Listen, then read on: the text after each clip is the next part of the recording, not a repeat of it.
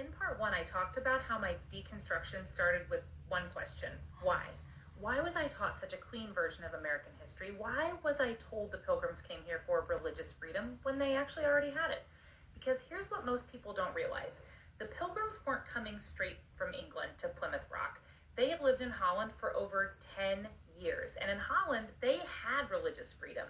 They could worship openly, they weren't being arrested or persecuted. So, again, why leave?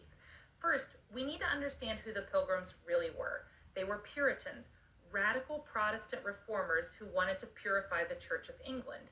And by the time they left for America, they had been part of nearly 80 years of religious conflict. They weren't just reforming, they were dismantling.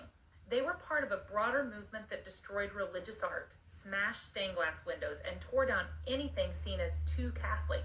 They believed beauty was a form of idolatry. They were one of many Christian separatist groups in England, but they were among the most extreme. In Holland, they had safety, but they didn't have control. Their kids were learning Dutch. They were being exposed to new ideas and customs. And the Pilgrims didn't want to coexist. They wanted to shape a society where their version of faith governed everything. And here's the part we're never taught: their voyage to America was financed by the Virginia Company of London, a for-profit joint stock company hoping to cash in on colonization.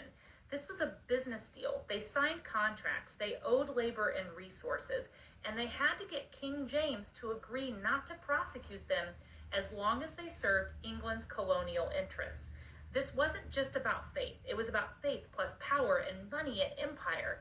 And when they arrived, they didn't create a tolerant society, they built a theocracy. Church and government were one. Attendance was mandatory. Dissenters were punished. Quakers were executed.